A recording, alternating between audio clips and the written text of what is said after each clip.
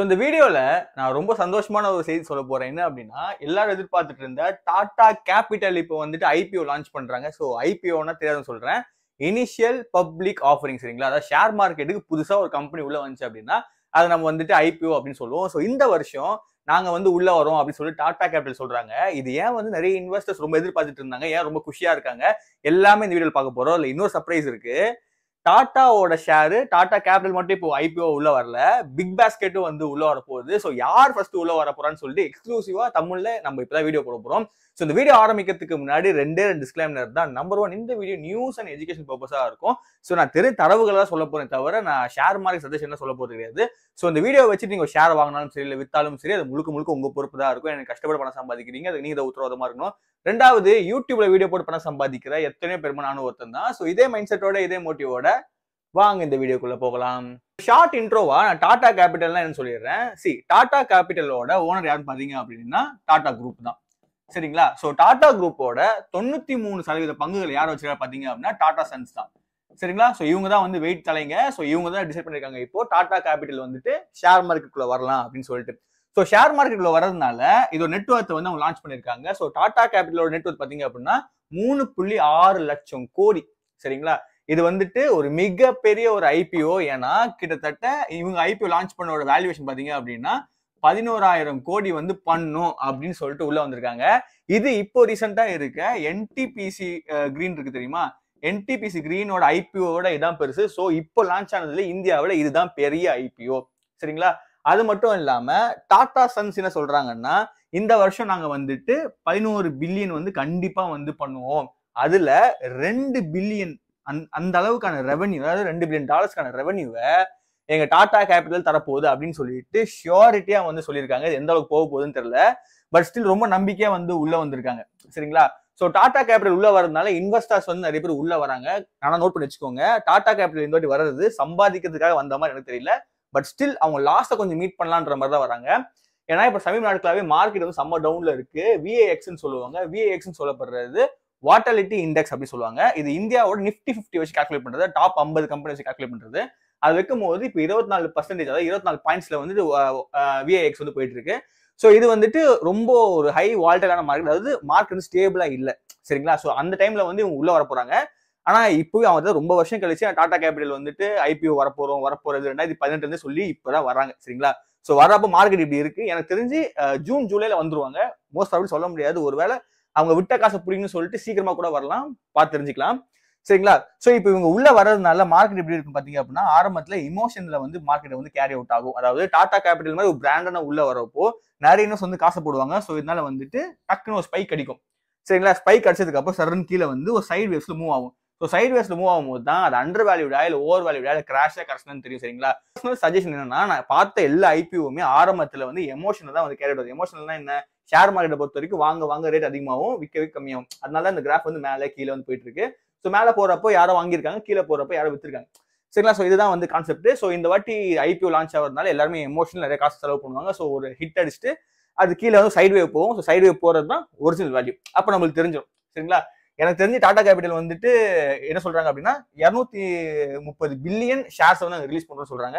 So எனக்கு தெரிஞ்சு release ஆகிறப்போ 160 ரூபாய்க்கு ரிலீஸ் ஆகி 230 ரூபாய் 240 ரூபாய்க்கு ஒரு டாப் அடிச்சு அதுக்கப்புறம் கீழே வரும். சொல்ல முடியாது, அது 160 ரூபாயிலையும் வரலாம், இல்ல 230 ரூபாய் ஸ்டார்டிங் கூட வரலாம். சரிங்களா? எனிவேஸ் நம்மளுக்கு வந்துட்டு ஒரு 3-4 வாரங்களுக்கு அப்புறம் ஒரிஜினல் ரேட் தெரிஞ்சிடும்.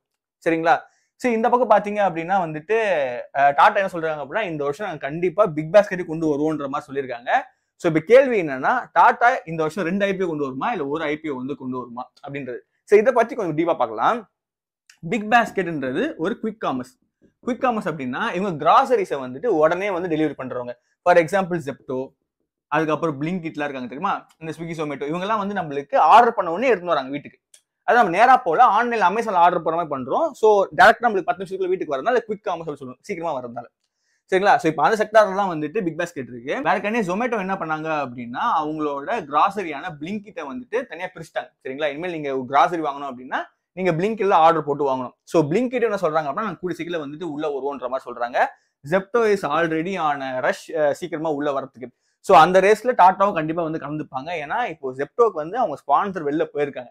சரிங்களா, ரொம்ப டிஸ்கவுண்ட்லாம் கொடுத்தாங்க தெரியுமா, ஸ்பான்சர் வந்து வெளில போயிருக்காங்க. ஸோ அதனால அவங்க வந்து ஐபிஓக்குள்ள வந்து அவங்க விட்ட காசுலாம் மீட்டெடுக்க பார்ப்பாங்க.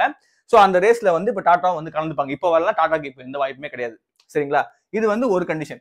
இப்போ ரெண்டாவது, டாடா இன்வெஸ்ட் ஒரு கம்பெனி இருக்கு. டாடா இன்வெஸ்ட்ன்றது டாட்டாவோட பிரதானமான 8ல இருந்து 10 கம்பெனியோட மியூச்சுவல் ஃபண்ட் மாதிரி. சரிங்களா, அதோட 10 பங்கை டிவைட் பண்ணி ஒரு ஷேரா வந்து லான்ச் பண்ணாங்க. அதுதான் வந்துட்டு டாடா இன்வெஸ்ட். ஸோ இப்போ உள்ள வருது அப்படின்னா இந்த இன்வெஸ்ட்டுக்குள்ள டாடா கேபிட்டல் வரும். சரிங்களா, இதனால டாடா இன்வெஸ்டோட ஷேர் வந்து மேலே ஏறும்.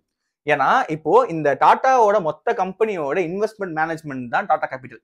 சரிங்களா, சோ அந்த ஷேர் வந்துட்டு எப்படின்னா இங்க ரெவன்யூ தூக்கி உள்ள போடுவாங்க, இது வந்து வட்டி போடும். சரிங்களா, சோ அதனால இந்த ஷேர் வந்து ஏறும்.